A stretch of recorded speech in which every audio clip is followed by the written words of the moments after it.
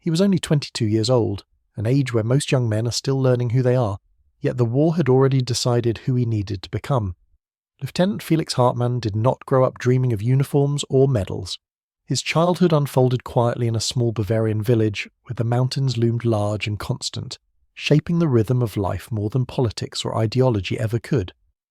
His father owned a modest workshop, the kind that smelled of oil, dust and warm metal, where broken radios and household appliances were brought back to life by careful hands. Felix spent countless afternoons there, not speaking much, listening more than he talked, absorbing how invisible forces like electricity and sound could be controlled if you understood their patterns. Villagers remembered him as observant rather than ambitious, the kind of boy who noticed details others missed and rarely raised his voice. When the war crept into Germany, it did not arrive all at once. It seeped in through newspapers, then through uniforms appearing more frequently at the train station, then through the absence of older boys who never returned. By the time Felix was old enough to be called, Europe was already burning. The Luftwaffe needed pilots urgently, not just men who could fly, but men who could navigate chaos, weather and fear with equal calm. Felix possessed something instructors struggled to define but instantly recognized: an unshakable spatial awareness, a natural sense of orientation that allowed him to read the sky like a map even when instruments failed. Where others tensed, he stabilized. Where others panicked, he adjusted.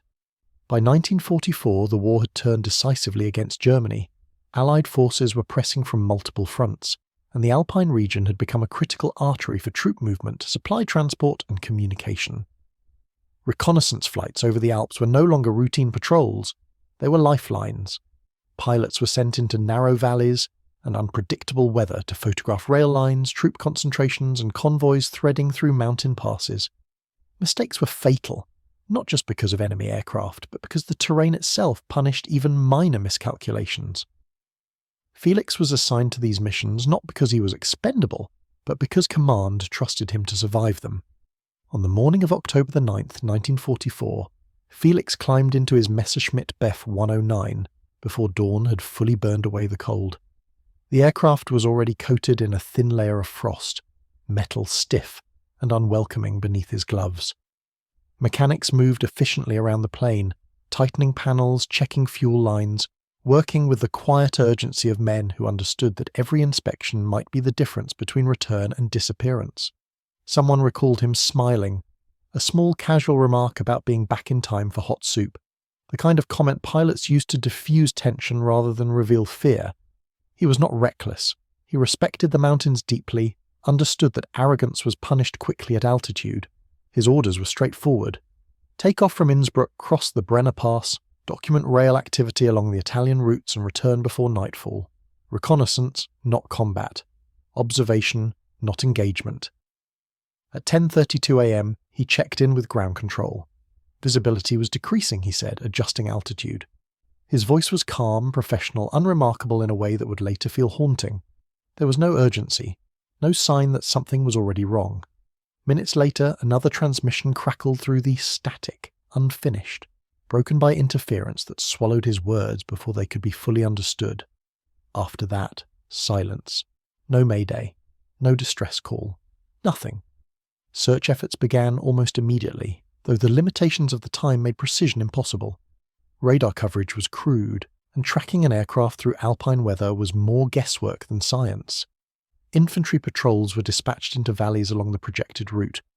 Alpine units climbed ridgelines where wreckage might have lodged.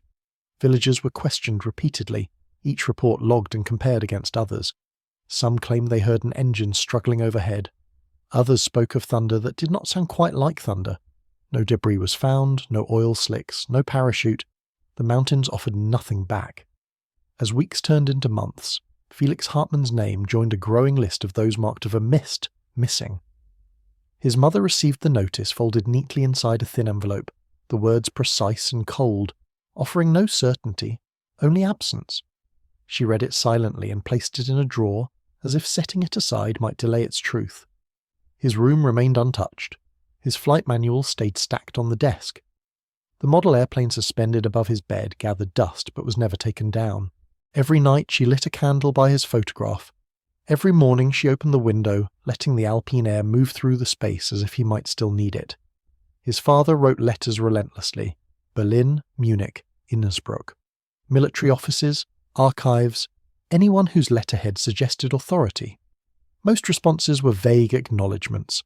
Some never arrived. The regime was collapsing, paperwork lost in the chaos of retreat and destruction. Still, he wrote, certainty mattered more than comfort.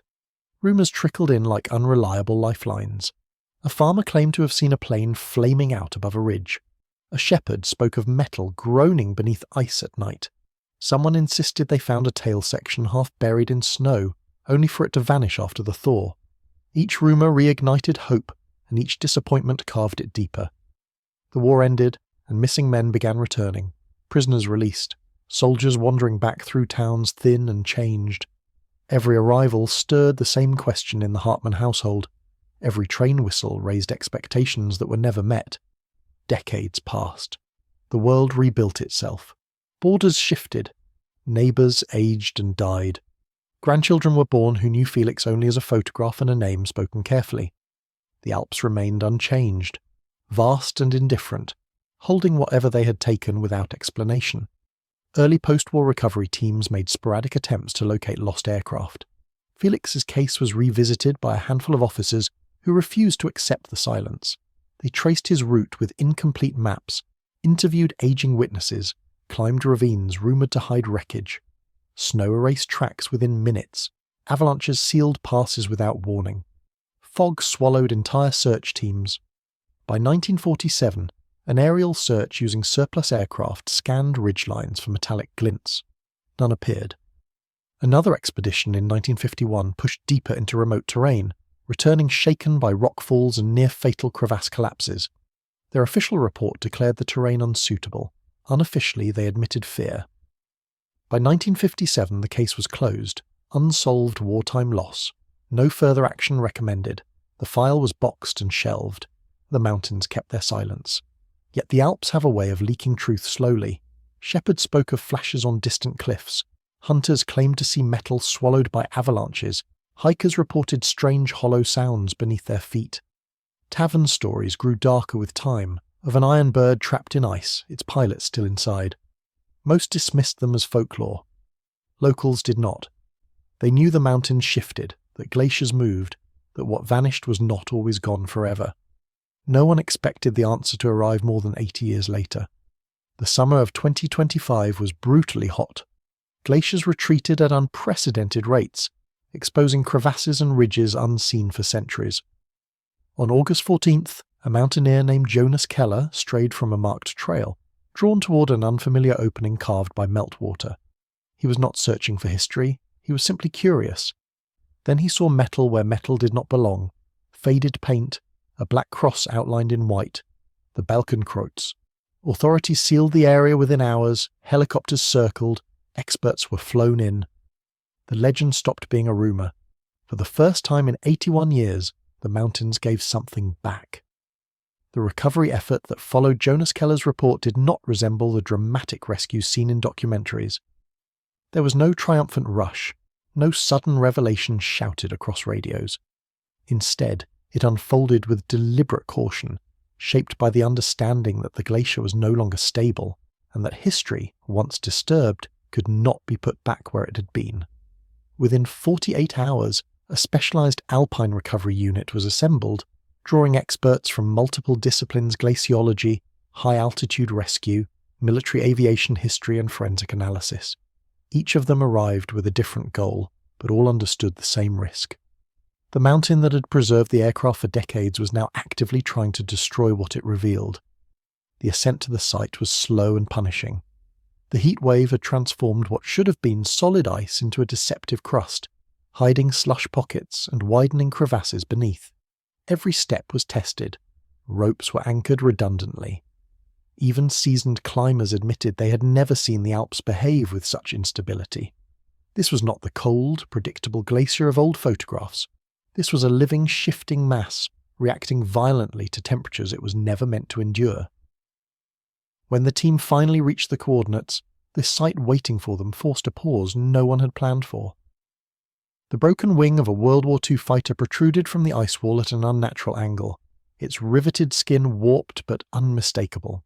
Meltwater traced thin lines along the metal, dripping steadily as if the glacier itself were bleeding the past back into the present. The Balkenkreuz was faint, nearly erased by decades of compression, but there was no mistaking it. This was not debris carried by avalanche. This was an aircraft frozen exactly where it had died. As ice was carefully cleared away, the scope of the crash became clearer and more unsettling. The Messerschmitt had not exploded on impact. It had been forced into a narrow crevasse, wedged between granite slabs that acted like a vice. The fuselage was twisted but largely intact. The engine block sat deep in the ice, metal warped by sudden deceleration rather than fire. One propeller blade was missing entirely, later found embedded several meters above, driven into the glacier wall like a thrown spear. This pattern told a story of momentum, of an aircraft still moving forward with purpose rather than tumbling helplessly from the sky. Then came the detail that changed the tone of the entire operation. Near the lower section of the cockpit, crushed inward by pressure and time, a boot emerged from the ice, leather cracked but preserved, laces stiff, the stitching still visible. It took several moments for anyone to speak. At first, there was disbelief, a quiet hope that it belonged to another climber, another accident. But as more ice was cleared, the truth settled heavily over the team. The boot was still strapped to a rudder pedal. The pilot had been at the controls when the aircraft came to rest. From that moment forward, the site ceased to be a recovery and became a forensic investigation. Tents were erected to shield the area from further melt. Tools were laid out with precision. Every movement was recorded, photographed, logged. History demanded patience. Word spread quickly beyond the mountain. Journalists gathered at base camp. Historians contacted authorities. Families of missing airmen reached out, asking questions they had waited a lifetime to ask. The legend that had haunted the region was no longer a story passed in taverns. It was metal, ice, and undeniable evidence. When the wreckage was finally airlifted to an Alpine research facility, anticipation reached a level few had expected. Under artificial light, the aircraft looked both ancient and eerily intact. Corrosion had been slowed by decades of cold, preserving features that should have been erased by time. Experts moved methodically, cataloguing each fragment. Bent propeller hubs, shattered canopy frames, oil-stained panels warped inward by force rather than heat. Everything was consistent with a controlled descent followed by violent impact. The moment of confirmation came quietly. Near the tail section, faint serial markings emerged as frost was brushed away. The numbers were incomplete at first, barely visible under compressed ice scars. Then they aligned. Work number 146229. Archived records confirmed the match instantly. It was the exact aircraft assigned to Lieutenant Felix Hartmann on the day he disappeared. A case closed on paper nearly 70 years earlier was suddenly reopened in reality. Archivists retrieved long-sealed files, reconnaissance logs, flight rosters, maintenance reports, telegraphs marked urgent but unanswered. What had once been dismissed as routine loss now demanded reinterpretation. Forensic teams examined fabric remnants recovered from the cockpit, confirming Luftwaffe-issued gear. Metal fatigue patterns inside the engine suggested failure mid-flight, but not from cold alone. Something violent had happened before the crash. The most haunting discovery came from a small compartment behind the instrument panel. A personal effects pouch, standard issue, sealed tightly enough to resist moisture for decades. Inside were folded letters, fragile but legible. One addressed to his mother, one to his father. They were not written in panic. They were written days earlier, calm, deliberate, acknowledging the risks of flight and war. They were contingency farewells, never meant to be read this way. The room fell silent as translations were read aloud. Felix Hartmann had known the danger. He had accepted it. And now, after 81 years, his voice returned. With identification confirmed, attention turned to the aircraft itself and what it could reveal about his final minutes. Technicians removed warped fuselage panels and uncovered a pattern that shifted the entire narrative.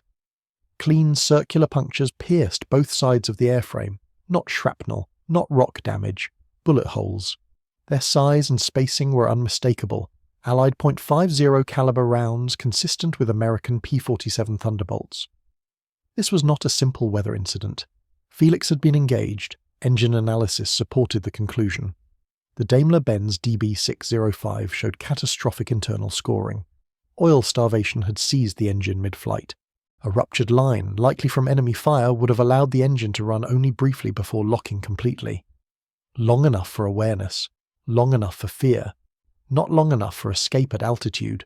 His aircraft had not failed quietly, it had betrayed him violently. The final confirmation came from an item almost overlooked. A waterproof pouch hidden behind a warped panel near the pilot's seat contained Felix's flight logbook.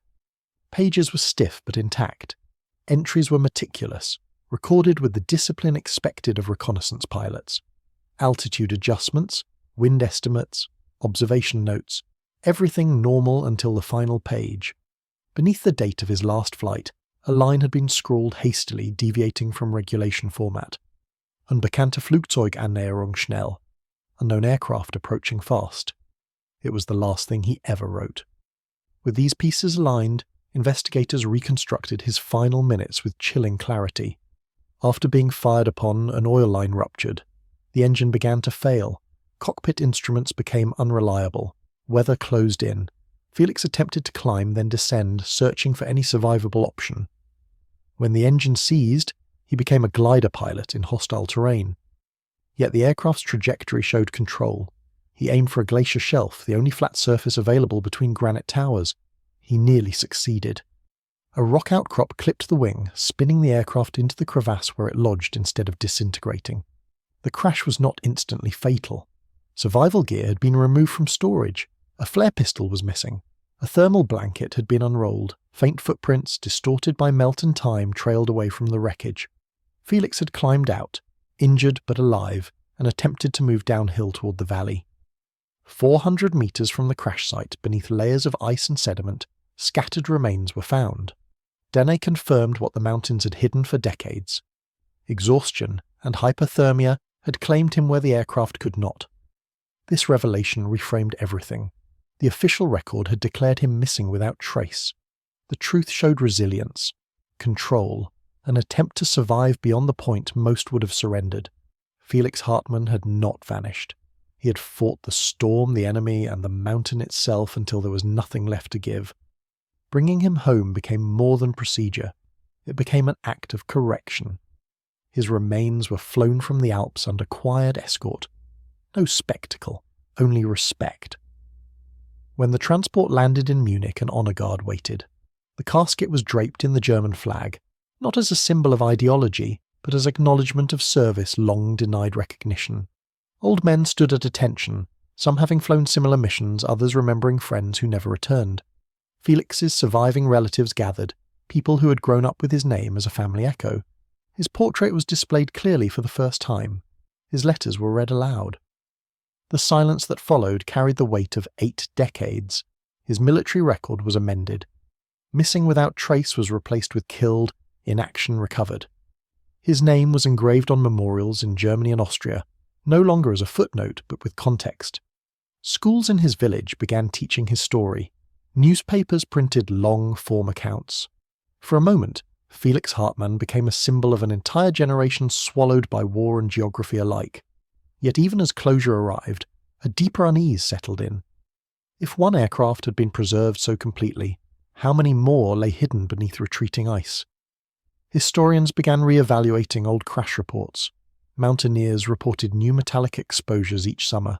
Scientists warned that climate change was accelerating the release of frozen history. Without the unprecedented heat of 2025, Felix's story might have remained buried forever. The glacier had acted as an archive, preserving truth while erasing access. The Alps had not simply hidden his final chapter, they had protected it. And now that the ice had begun to loosen its grip, one reality became impossible to ignore. The mountains were not done speaking. The confirmation of Felix Hartmann's fate did not bring immediate peace, only a different kind of weight.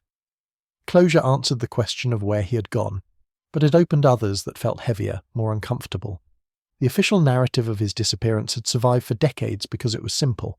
Weather, terrain, bad luck. What the glacier revealed was far more complicated and far more human. A reconnaissance pilot sent on a routine mission had crossed paths with a battle that was never recorded, had been damaged but not destroyed, and had fought long enough to try to walk out of the mountains on his own. As investigators continued working through recovered materials, they began to realize how close the military had once been to the truth without ever touching it. Archived Allied flight records confirmed that American P-47 units were indeed operating deeper into Alpine airspace in October 1944 than German command had publicly acknowledged.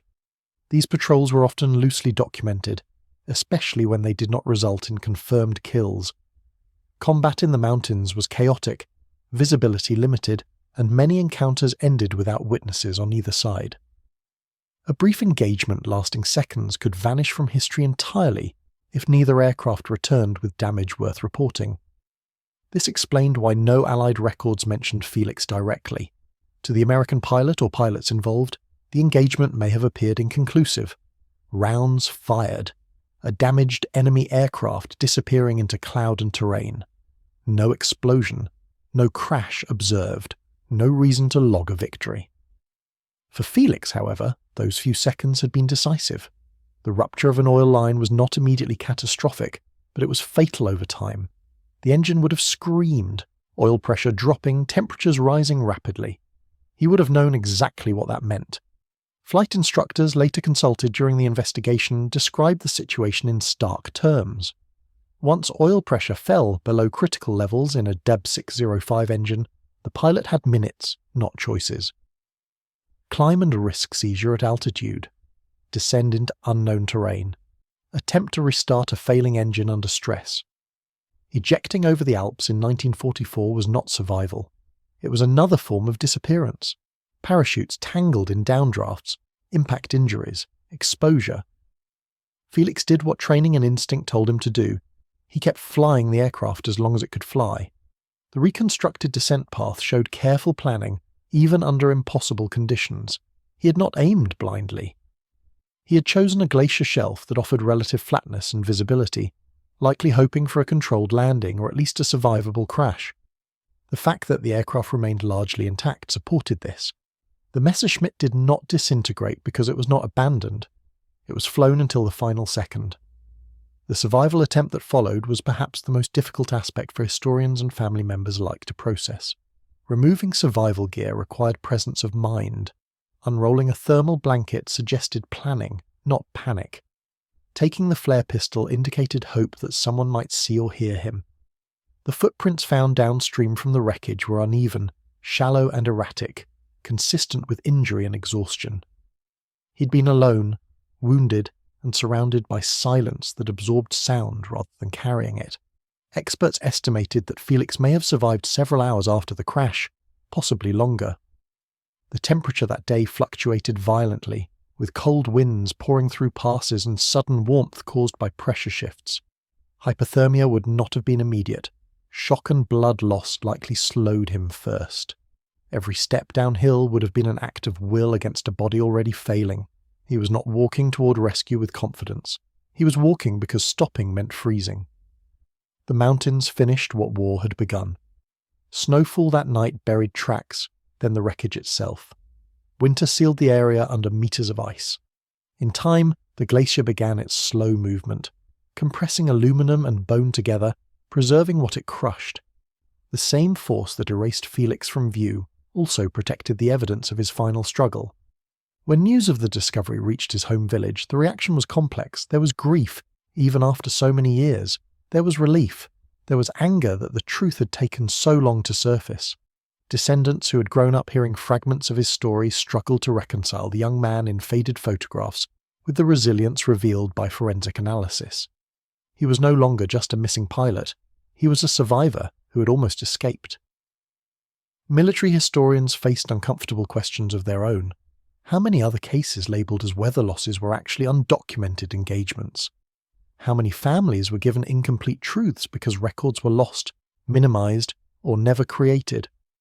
The Alpine theatre of war had always been understudied, overshadowed by larger battles and famous campaigns. Felix's story forced a re-evaluation of that neglect. Glaciologists added another dimension. The preservation of the aircraft was not an anomaly, but a warning. Cold environments had acted as long-term archives, locking away history in stable conditions that were now rapidly changing. As glaciers retreated, they would not release artifacts gently. Metal, remains, and unexploded ordnance would emerge unpredictably, sometimes dangerously. The discovery of Felix's aircraft was both a revelation and a preview. By the end of the investigation, his story had been reconstructed with more precision than many officially documented wartime deaths. Timelines aligned. Physical evidence matched written records. Witness accounts once dismissed as rumour now fit within a coherent narrative. A hunter's claim of hearing metal groaning at night could be explained by glacial movement compressing the fuselage. Reports of flashes on cliffs matched exposed aluminum reflecting sunlight during partial melts decades earlier. Folklore had preserved fragments of truth when documentation failed. For his family, the knowledge that Felix had not died instantly brought a strange sense of pride mixed with sorrow. His final hours were not passive. They were defined by effort, by choice, by refusal to surrender to circumstances beyond his control. This understanding transformed the memory passed down through generations. He was no longer simply lost. He had fought until the mountains made continuation impossible. The ceremonies that followed were understated but meaningful. A headstone was erected bearing his name, rank, and dates, marking the first physical place where relatives could stand and speak to him. His letters were archived properly, preserved as personal testimony rather than forgotten artifacts. His story entered official military history not as an unsolved footnote, but as a documented case of aerial combat, survival, and environmental entrapment. Even so, a lingering unease remained. Felix Hartmann's recovery did not close a chapter, as much as it cracked open an entire volume of unanswered stories. Records indicated dozens of aircraft missing in the Alpine region alone. German, American, British. Each disappearance had its own weather report, its own last transmission, its own silence. The mountains had absorbed them all without discrimination. Scientists emphasized that what had released Felix was not chance, but climate. The heat of 2025 had reached altitudes once considered immune to such extremes. Ice that had been stable since the Little Ice Age was now thinning rapidly. Crevasses widened. Meltwater cut channels deep into glaciers, exposing layers untouched for centuries. The past was not being discovered. It was being forced out. This realization reframed the entire story. Felix's aircraft was not found because someone searched harder or cared more. It was found because the glacier could no longer hold it. The mountains had not decided to speak. They had lost the ability to stay silent. For historians, this meant urgency. For mountaineers, caution. For families of the missing, a painful mix of hope and dread. Each retreating glacier might carry answers, but also remains, weapons and stories, frozen in their final moments.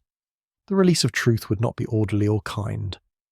Felix Hartmann's story endured not because it was unique, but because it was representative. A young man shaped by circumstance, trained for precision, sent into an environment where control was always temporary. His disappearance had once been reduced to a line in a file. His recovery restored complexity, uncertainty, and humanity to that line. Long after the media attention faded, researchers continued returning to the region, mapping historical flight paths against modern glacial retreat models. Some locations showed promise, others were deemed too dangerous to approach. Each summer brought new reports of exposed metal, new calls to authorities, new reminders that the mountains were slowly surrendering what they had taken. The Alps had preserved Felix Hartmann for 81 years, not out of mercy, but out of physics. Ice had done what memory could not. Now, as the ice retreated, the responsibility of remembering shifted back to the living. His story no longer belonged to the glacier, it belonged to history. And history, once uncovered, does not refreeze. The long-term impact of Felix Hartmann's recovery extended far beyond the mountain where he fell. Once the immediate investigation concluded, the discovery began reshaping how multiple fields understood both the war and the environment that had concealed it. What initially appeared to be a singular, tragic recovery quickly evolved into a case study cited by historians, climate scientists, and military archivists alike. It demonstrated how incomplete wartime records could be corrected by physical evidence, and how nature itself had acted as an unintentional archivist for human conflict. Military historians revisiting Luftwaffe reconnaissance operations in late 1944 found a pattern previously overlooked. As Allied air superiority increased, German reconnaissance flights were often forced deeper into hazardous weather zones to avoid detection. Pilots like Felix were sent into areas where storms and terrain provided cover, but also increased risk exponentially. Official doctrine acknowledged these dangers, yet losses attributed to weather were often accepted without further scrutiny. The confirmation that Felix had been fired upon forced scholars to question how many similar losses had been misclassified. American archives, once considered complete on the matter, were also re-evaluated. Squadron logs from P-47 units operating near the Alpine frontier were examined with renewed attention. Brief entries noting enemy aircraft sighted no confirmation gained new significance. What had once been administrative shorthand now appeared as potential missing chapters. The absence of recorded victories no longer implied the absence of combat. It simply reflected the limitations of observation in a landscape designed to hide outcomes. This reframing altered how aerial combat in mountainous regions was understood. Unlike open skies over plains or coastlines, the Alps fragmented engagements into seconds-long encounters that ended abruptly in cloud, stone, or snow. Aircraft could disappear without explosion, leaving neither side with certainty. Felix's case became the clearest example of how a single burst of fire, unremarkable to one pilot, could determine the fate of another without ever entering official memory. For climate scientists, the recovery marked a turning point in public awareness. Glaciers had long been studied for what they revealed about ancient climates, atmospheric composition, and geological timelines. Felix's aircraft demonstrated that they also preserved modern history with equal fidelity. Aluminum, fabric, paper, and even human remains had survived intact far longer than expected. The same conditions that slowed decay also delayed accountability. The glacier had kept secrets until it physically could not. Researchers began compiling inventories of known missing aircraft across alpine regions, cross-referencing wartime loss records with modern glacial maps. The results were unsettling. Dozens of aircraft were likely entombed beneath ice fields now retreating rapidly. Some carried unexploded ordnance. Others likely contained remains. Each posed both a historical opportunity and a safety risk. The recovery of Felix's aircraft was not an isolated event. It was an early signal. Local governments faced difficult decisions. Should these sites be actively searched, risking unstable terrain and potential accidents, or left alone to emerge naturally? There was no universal answer. Proactive recovery carried dangers for teams and could accelerate degradation of artifacts. Passive waiting risked uncontrolled exposure, looting, or environmental contamination. Felix's site had required extraordinary care, and even then, the glacier continued shifting throughout the operation. For families of the missing, the discovery reopened emotional landscapes they had learned to live with rather than resolve. Some contacted authorities hoping their own relatives might be next. Others feared what answers might bring. Decades of uncertainty had hardened into a fragile equilibrium. Truth promised relief, but also renewed grief. Felix's relatives spoke publicly about this duality. Closure was not an ending. It was a transformation of pain into something defined rather than infinite. Educational institutions began incorporating the case into curricula, not as a heroic legend, but as a multidimensional lesson. History students examined how records fail and are corrected. Environmental science students studied the glacier's role in preservation and release. Ethics discussions addressed the responsibility of recovering human remains from dangerous environments. Felix Hartmann became a point of convergence across disciplines, his story bridging war, nature, and memory. Media portrayals initially leaned toward dramatization, emphasizing the spectacle of an aircraft emerging from ice. Over time, more measured analyses took hold. Long-form reporting focused on the slow violence of exposure, on how climate change forced the past into the present. Felix's story lost its novelty and gained gravity. It was no longer about discovery, it was about consequence. Mountaineers and local communities felt the shift most immediately. Areas once considered stable were reclassified as high risk. Trails were rerouted, warning signs erected. The mountains were changing not just visually, but behaviourally. Icefalls increased. Rock slides became more frequent. The Alps, long romanticised as timeless, were revealing their fragility. Felix's aircraft, once frozen in place, had become evidence of instability rather than permanence. Amid these changes, a quieter legacy formed. In Felix's home village, remembrance took on a more grounded form. Not grand monuments, but conversations. Teachers spoke about decision-making under pressure. Parents discussed resilience and humility in the face of forces beyond control. Felix was remembered not as a symbol of ideology or victory, but as a young man navigating circumstances imposed upon him. The letters recovered from the aircraft were archived digitally, their contents studied carefully. They did not glorify war. They acknowledged risk and responsibility. They spoke of duty without enthusiasm for violence. This nuance challenged simplistic narratives often applied to soldiers of that era. Felix's words complicated assumptions, reminding readers that individuals within vast conflicts retained private doubts and hopes. As years passed, the immediate urgency faded, but the implications remained. Each summer brought new reports of objects emerging from ice across Europe and beyond. Not all were wartime, some were ancient, others modern. The pattern was consistent. Environments once considered stable were becoming active participants in historical disclosure. The Earth was returning what it had been forced to hold. Felix Hartmann's story remained a reference point in these discussions. It demonstrated that recovery was possible, but also that it arrived on nature's terms, not humanity's. No amount of determination in 1944 could have revealed what he'd accomplished in 2025. The delay was not bureaucratic, it was physical. In academic circles, the phrase frozen archive gained traction. It described not just glaciers, but permafrost, ice caps, and high-altitude snowfields worldwide. These environments contained human history layered within natural processes. As they destabilized, the past would surface unpredictably. Felix's aircraft was among the first to be recognized at this scale, but it would not be the last. The ethical dimension grew increasingly complex. What obligation existed to recover remains when exposure occurred? Who held authority over sites crossing national borders? How to balance respect for the dead with safety for the living? Felix's case offered guidance, but no definitive answers. Each situation would require its own calculus. Through all of this, the central truth endured. Felix Hartmann had lived, flown, fought and died within a narrow window of time. Yet his story had outlasted generations. It had been suspended not by intention, but by ice. Its release was not an act of remembrance, but of change. The glacier did not honour him. It simply could no longer contain him. As the Alps continued to transform, the memory of Felix's recovery settled into something less dramatic and more enduring. It became a reminder that disappearance is not the same as erasure, and that silence does not mean absence.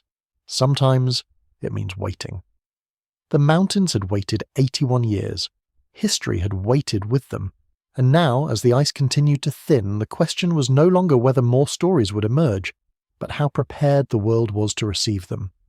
The aftermath of Felix Hartmann's recovery slowly shifted from investigation to reflection, a phase that often lasts longer and cuts deeper than the discovery itself. Once the facts were established and the reports finalized, institutions faced a more uncomfortable task deciding what the truth required of them. Correcting a record was one thing. Understanding the implications of that correction was another. Felix's case forced acknowledgement that official history is often provisional, shaped not only by what happened, but by what could be verified at the time. Military archives updated his status, but the revision carried symbolic weight far beyond a single file. Missing without trace had been a category of convenience, a bureaucratic endpoint when evidence failed. Felix's story demonstrated that such endings were not always final. They were pauses imposed by circumstance. This realization prompted quiet reviews of other unresolved cases, not with the expectation of resolution, but with a renewed humility about certainty. Historians noted how language itself had shaped collective memory. Weather loss sounded neutral, almost natural. It removed agency and conflict from the narrative. The discovery of bullet damage reintroduced violence and responsibility into a story long stripped of both. Felix was no longer simply overwhelmed by nature. He had been drawn into combat, damaged by it, and then finished by the environment. The distinction mattered, not to assign blame, but to restore accuracy. This accuracy carried moral consequences. Families who had accepted one version of loss were confronted with another.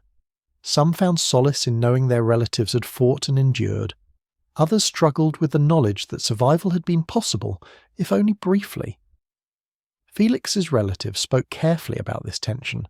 Knowing he'd lived longer did not make the loss easier, but it made it fuller. His death was no longer abstract. It was lived, moment by moment, against overwhelming odds. Public interest in the story evolved as well.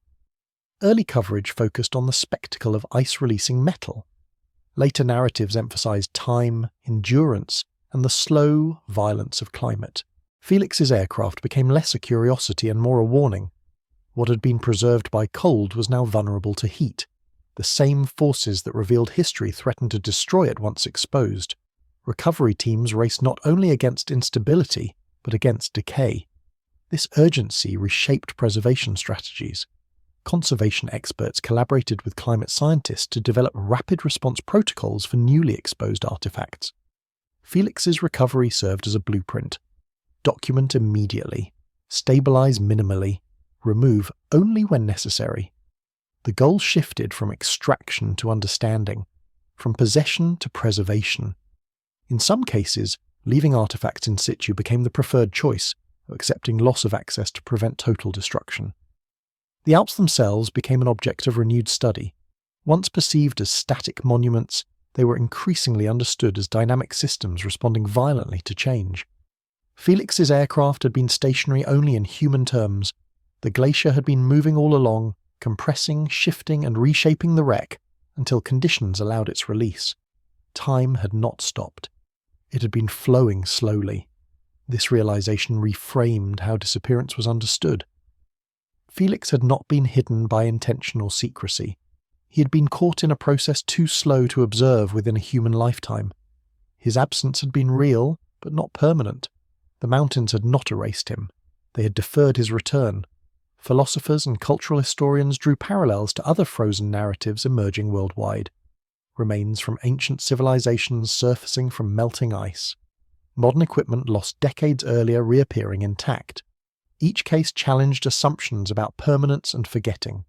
Felix's story occupied a unique position between ancient and modern, bridging the gap between remembered war and living climate crisis. For younger generations, the story resonated differently. Felix was no longer just a wartime figure. He was a case study in unintended consequences, a reminder that decisions made under one set of assumptions could echo far beyond their context. The war had not ended for him in 1944. It had extended into the 21st century, carried forward by ice and heat. Educators noted how students responded to this framing. The story resisted simplification. It demanded attention to systems rather than heroes, to processes rather than moments. Felix was neither glorified nor diminished. He was contextualized. This nuance proved more compelling than traditional narratives built around victory or defeat. Local communities near the recovery site adjusted their relationship with the landscape. Areas once viewed purely as natural wonders were now recognized as repositories of human history. Respect took on a new dimension. Hiking paths avoided sensitive zones. Informal reporting networks were established to notify authorities of unusual exposures. The mountains were no longer silent witnesses. They were active participants in memory. Amid these shifts, the emotional core of the story remained personal. Felix's name, once a line in an archive, became spoken aloud again. Descendants visited the site where the aircraft had emerged standing at a distance, understanding that proximity was neither necessary nor appropriate. The mountain did not need to be touched to be acknowledged. His letters, now digitized and translated, circulated quietly among researchers and family members. They contained no prophecy, no sense of impending tragedy. They spoke of routine, of expectation, of return.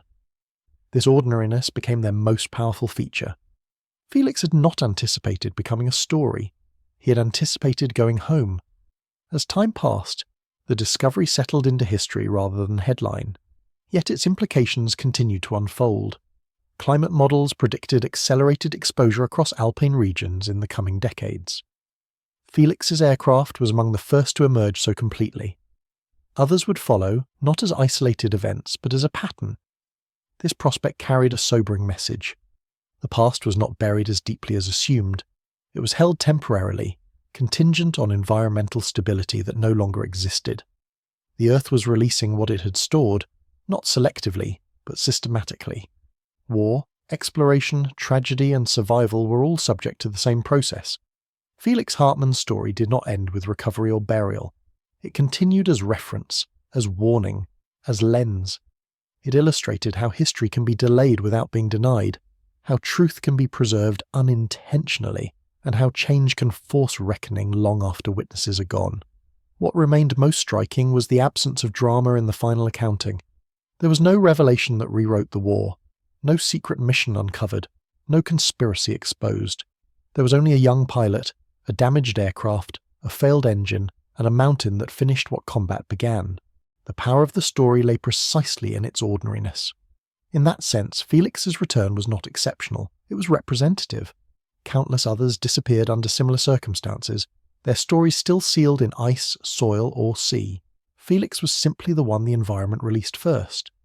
As glaciers continued to thin, the distinction between past and present grew increasingly fragile. Felix Hartmann had crossed that boundary unintentionally, carried forward by forces no one in 1944 could have imagined. His story arrived late, but intact enough to matter. The mountains had held him long enough for the world to change. Now, the responsibility of remembering no longer rested with ice. It rested with us. The final legacy of Felix Hartmann's story emerged not in archives or ceremonies, but in how people began to think differently about absence. Before his aircraft surfaced, disappearance had been treated as a permanent state, a closed category defined by lack of evidence. Felix's return challenged that assumption. Absence, it revealed, could be conditional. Something could be gone without being lost, hidden without being erased, waiting without intention. This realization altered how historians approached uncertainty. Gaps in records were no longer dismissed as irretrievable. Instead, they were understood as products of environment, technology, and time. Felix's disappearance had not been mysterious because it was unknowable. It had been unknowable because the tools to know did not yet exist. The glacier had preserved what documentation could not. In military history, this prompted a subtle but important shift. Researchers began treating missing cases less as dead ends and more as suspended narratives. Not every story would be recovered, but the assumption that none could be was no longer defensible. Felix became proof that material evidence could outlast institutional memory, waiting for conditions to change. This shift extended beyond aviation. Scholars studying lost expeditions, unmarked graves, and vanished settlements drew parallels. Environments once considered obstacles to knowledge were reframed as storage systems. Ice, sediment, and water did not simply destroy, they delayed. The difference mattered profoundly. For climate scientists, Felix's aircraft became a tangible illustration of abstract data. Graphs and projections struggled to convey urgency. A fighter plane emerging from ice succeeded where statistics failed. It showed that climate change was not only about future risk, but about past release. Warming did not just threaten ecosystems, it reopened chapters humanity had never finished reading. Policy discussions began referencing such cases when debating preservation priorities. What should be recovered? What should be left undisturbed? How to allocate resources between prevention and response? Felix's recovery demonstrated that waiting was not neutral. Delay could mean loss, contamination, or danger. Yet rushing carried its own risks. Balance became the central challenge. Communities living near glacial regions adapted their identities accordingly. Guides and mountaineers received training in artifact recognition and reporting. Local museums collaborated with scientific institutions.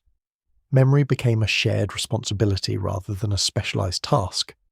Felix's story, once confined to a family and a file, had expanded into a communal obligation. There was also a quieter, philosophical impact. Felix's final hours, reconstructed through evidence rather than testimony, emphasized endurance over drama. There was no final speech, no recorded heroics, only effort extended until it could not be extended further. This stripped the story of romanticism and replaced it with something more difficult to ignore. Survival is often unremarkable until it fails. This understanding resonated across generations. Younger audiences distant from World War II connected not through ideology or allegiance, but through vulnerability. Felix was not presented as a symbol of victory or defeat. He was a person navigating failure, uncertainty, and physical limits. His relevance endured precisely because it was not tied to triumph. The glacier's role remained central in these reflections. It had acted neither as enemy nor ally. It had simply followed physical laws, cold preserved, pressure compressed, movement concealed, warmth released, intent played no role. This absence of intention forced a confrontation with uncomfortable truths. Meaning was not assigned by the mountain, it was imposed afterward by those who found what emerged. As more artifacts surfaced globally, Felix's case became a reference point for ethical discussion. Should remains be recovered if exposure occurs naturally? Does retrieval honour the dead or disturb them? Who decides? Felix's recovery suggested that context mattered. His remains were at risk of further degradation. Recovery preserved dignity rather than violating it. But this balance would not always be clear. The passage of time softened some reactions but sharpened others. As the story settled, it became less about surprise and more about integration. Felix was woven into a broader narrative of delayed truth. His recovery was no longer extraordinary, it was instructive. In his home village, remembrance matured. The initial surge of attention faded, replaced by quieter acknowledgement. His name remained spoken but without urgency. It had found its place. Absence had transformed into presence, not physically but historically. The most enduring lesson lay in restraint. Felix's story resisted exaggeration. It did not need embellishment. Its power came from precision, from knowing exactly what happened, no more and no less. This clarity honoured him more than myth ever could. As glaciers continued to retreat, the inevitability of further revelations became clear. Felix's aircraft had not been an anomaly. It had been an early instance. Future recoveries would arrive with less novelty and more expectation. The challenge would be maintaining care once surprise wore off. Institutions prepared for this shift. Protocols were refined. Interdisciplinary teams became standard. The line between historian, scientist, and responder blurred. Felix's case had demonstrated that no single field could handle such discoveries alone. In the end, what Felix Hartmann left behind was not just evidence of a crash or confirmation of death. He left a framework. A way of understanding how history persists beneath the surface, shaped by forces indifferent to memory, but capable of preserving it. His story did not end in 1944. It did not even end in 2025. It continued as long as ice melted, as long as questions remained, as long as humanity grappled with the consequences of its past intersecting with its future. The mountains had released him when they could no longer hold him. The responsibility of holding his story had passed quietly, decisively to those who lived afterward. And unlike ice, memory, once warmed by understanding, does not refreeze. After Felix Hartmann's story settled into the historical record, its influence began appearing in places far removed from the Alps. Researchers studying unresolved disappearances in other mountainous regions referenced the case as proof that time and terrain could collaborate in ways neither intended nor anticipated. The lesson was clear. Disappearance was not always the absence of truth. Sometimes it was the postponement of access. Aviation historians revisited long-dismissed crash zones in other cold environments. Scandinavia, the Caucasus, the Himalayas, regions where aircraft vanished under similar circumstances and were written off as unrecoverable. Felix's recovery did not promise answers everywhere, but it undermined the certainty of permanent loss. What had been assumed destroyed might instead be preserved, waiting for a shift no one could accelerate safely. This reframing also influenced how search operations were discussed publicly. Rather than dramatic hunts for closure, they became long-term stewardship projects. Patience replaced urgency, documentation replaced speculation. Felix's case demonstrated that forcing discovery often yielded nothing, while restraint allowed evidence to survive intact. It was an inversion of the modern instinct to intervene immediately. The psychological dimension of delayed truth drew increasing attention. Families of the missing described a particular form of grief, shaped by uncertainty rather than finality. Felix's story gave language to that experience. Waiting was not passive, it was a form of endurance. Decades spent without answers were not wasted years. They were years lived alongside an unresolved presence. For some, This understanding softened regret. Parents and siblings who had died without knowing the truth were no longer seen as having been denied closure. They had lived within the only reality available to them. The arrival of truth later did not invalidate their lives, it extended the story beyond them. Cultural historians noted how societies decide when a story is allowed to end.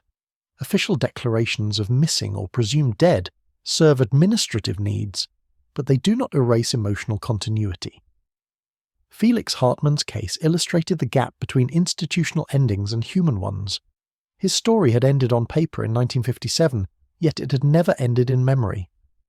As awareness spread, new frameworks emerged for commemorating the missing.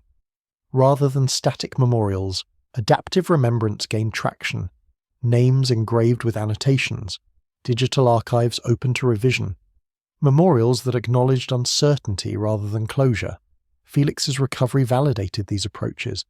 Memory was no longer fixed, it could evolve without dishonor. The role of technology in this evolution was subtle but decisive. Advances in DNA analysis, material science and climate modeling made Felix's identification possible once the aircraft was exposed. None of these tools existed when he disappeared. His story highlighted how truth is sometimes contingent on invention. Justice delayed was not always justice denied. Sometimes it was justice awaiting tools. This perspective tempered anger toward earlier failures. Investigators of the 1940s and 50s had not been negligent. They had been limited. Recognizing this allowed reconciliation between generations of inquiry. The past was not wrong. It was incomplete. Yet the emotional impact of Felix's final attempt to walk out of the mountains remained difficult to absorb. It challenged comfortable narratives of instant death. Survival, even brief, introduced agency and struggle into the final chapter. This aspect resonated strongly with audiences, not because it was dramatic, but because it was restrained. Effort without guarantee, movement without rescue. Writers and educators were careful not to romanticize this moment. Felix did not conquer the mountain. He did not outwit fate. He endured until endurance ended. The honesty of that portrayal preserved dignity without illusion. As years passed, Felix's name appeared less in headlines and more in footnotes, where enduring stories often belong. Citations referenced him when discussing glacial preservation. Lectures mentioned him when examining incomplete archives. He became part of methodology rather than spectacle. The most profound shift occurred quietly in how absence itself was discussed. Before Felix, disappearance implied silence. After Felix, silence implied storage. What was missing might not be gone. It might simply be inaccessible. This did not create false hope. It created patience. That patience extended to future discoveries. When new artifacts emerged from ice, responses were calmer, more deliberate. Felix's recovery had taught caution. Rushing could destroy context. Waiting could preserve meaning.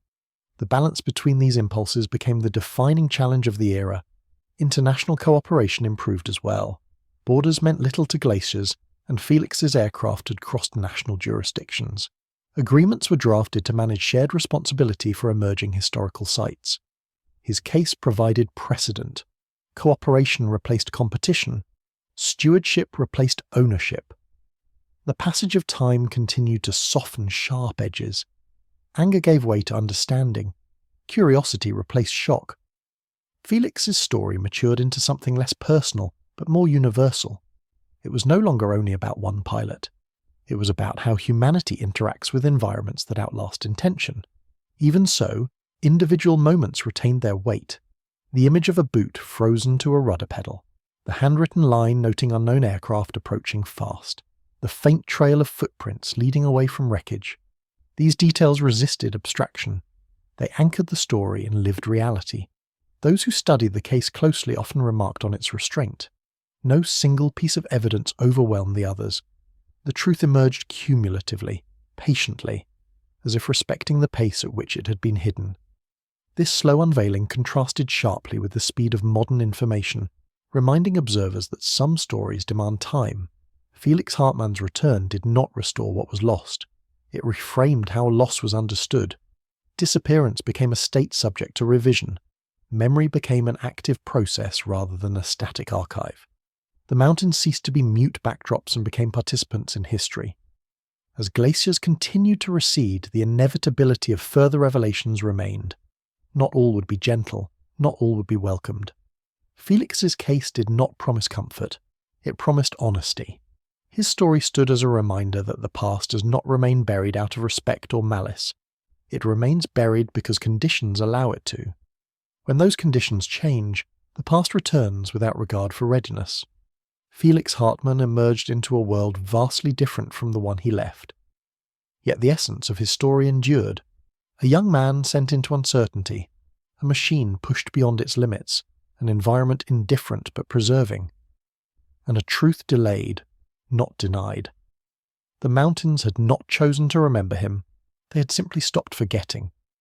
With time, Felix Hartmann's story stopped being treated as an anomaly and began functioning as a reference point, a quiet constant against which other delayed truths were measured. New discoveries no longer arrived in isolation. They arrived into a framework Felix's recovery had helped shape. Investigators knew what questions to ask, communities knew how to respond. Families knew that waiting did not always end in silence. The rhythm of these revelations followed no schedule. Some summers passed without incident. Others brought sudden exposure after a heatwave or ice collapse. Each emergence carried echoes of Felix's case, not in detail but in structure. An object long missing, an environment that had preserved rather than destroyed. A story interrupted and resumed decades later. This continuity altered how time itself was discussed in historical contexts. Instead of clean divisions between past and present, scholars spoke of overlap. Felix had died in 1944, yet his story completed itself in the 21st century. This challenged linear narratives. History was no longer something that happened and ended. It was something that paused, stored, and resumed. The Alps, once romanticized as eternal, became symbols of conditional stability. Their ice had functioned as a buffer between generations, delaying confrontation with unresolved events. As that buffer weakened, responsibility shifted. Humans could no longer rely on nature to hold what they could not face.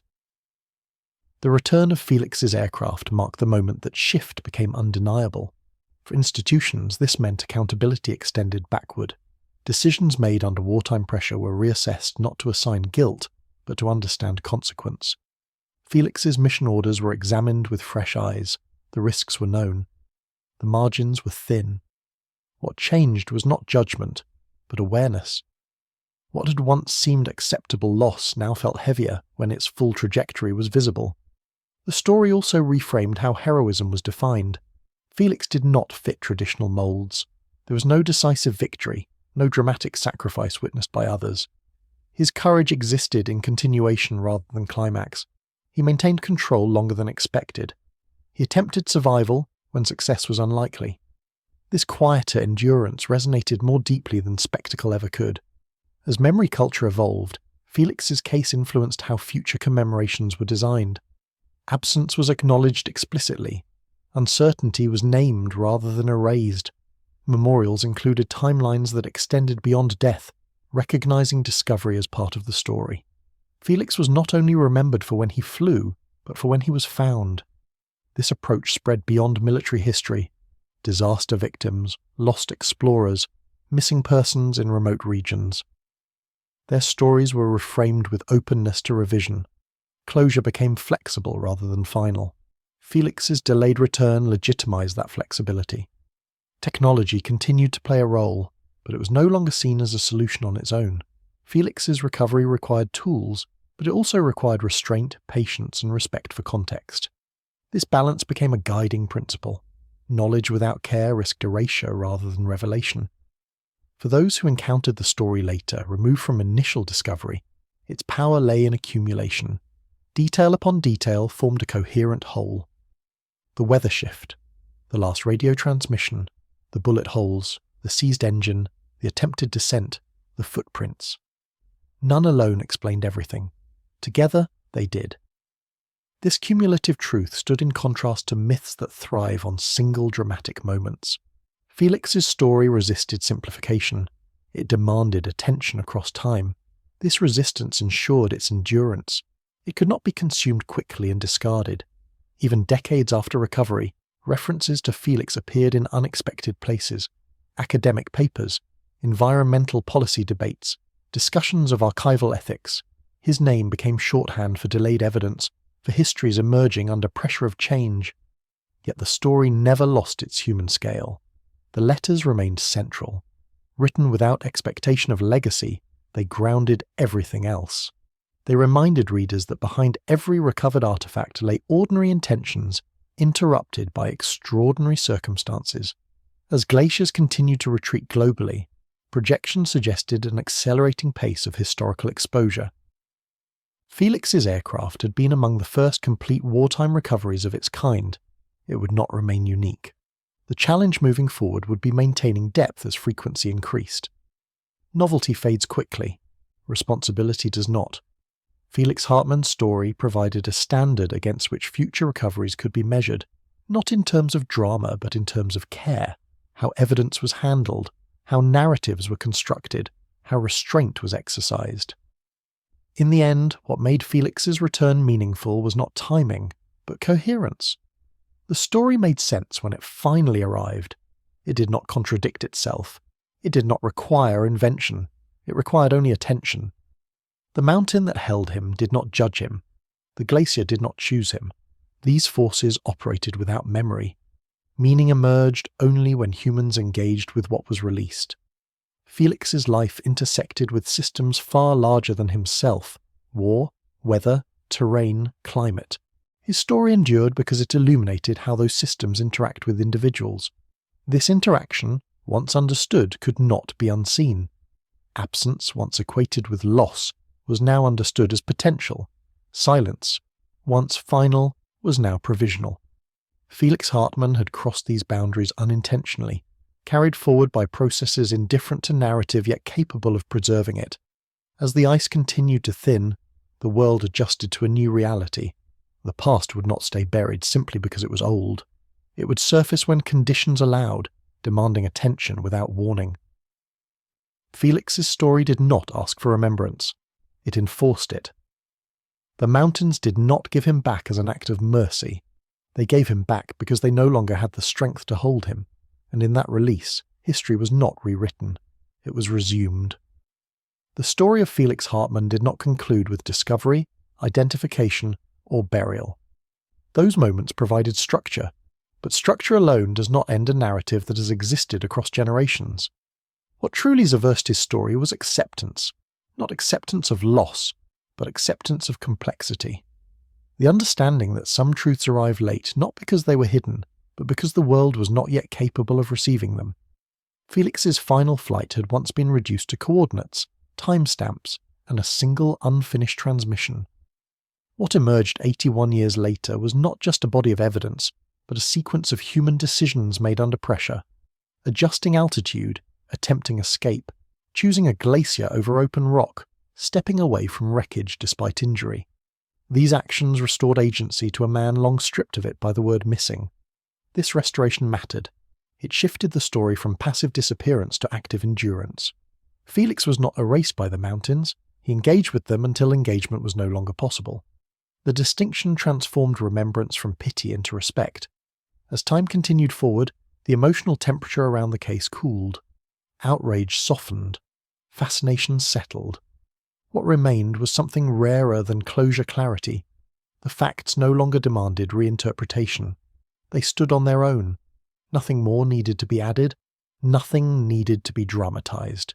Felix's name no longer surfaced only in connection with his death. It appeared in discussions of method, ethics, and patience. How long should history wait? How carefully should it listen? How much uncertainty should it tolerate? His story did not answer these questions definitively. It demonstrated how they could be lived with. The mountain where he fell returned to its usual rhythm. Snow accumulated, ice shifted, trails rerouted. Hikers passed without knowing exactly where the aircraft had emerged. There was no marker embedded in the glacier. No attempt to fix the location permanently. The absence of monument was intentional. The story had already left the mountain. It did not need to be anchored there. What endured instead was the understanding that the landscape had memory, even if it lacked intention. The Alps did not choose what they preserved. They responded to temperature, pressure, and time. Meaning was applied afterward by those who encountered what emerged. Felix's story reminded the world that history is often stored without awareness, released without warning, and understood only in retrospect. For his family, the question that had lingered for generations finally dissolved, not replaced by certainty alone, but by narrative. They could speak of him without hesitation, without qualifiers. Not as missing, not as presumed, simply as someone who lived, flew, fought, and died in a specific sequence of events that now had shape. For historians, the case remained instructive rather than exceptional. It cautioned against premature conclusions. It encouraged restraint in the face of absence. It demonstrated that evidence does not always disappear when it cannot be found. Sometimes it waits. For the broader world, Felix Hartmann became one story among many, but his timing gave him weight. He returned at a moment when humanity was forced to confront the consequences of change on a planetary scale. Glaciers shrinking, archives unlocking, past and present colliding. His emergence felt symbolic not because it was staged, but because it was inevitable. The story closed not with triumph, but with alignment. The physical evidence aligned with the records. The records aligned with witness memory. Memory aligned with environment. Nothing remained unresolved that could be resolved responsibly. Felix Hartmann did not need to be rescued to be remembered. He needed to be understood. His aircraft did not rise from the ice to shock the world. It rose because the world had changed enough to expose it. The mountains did not return him because they chose to. They returned him because they could no longer hold him. And in that moment, history did not end. It finished a sentence interrupted 8 decades earlier. Nothing more needed to be said.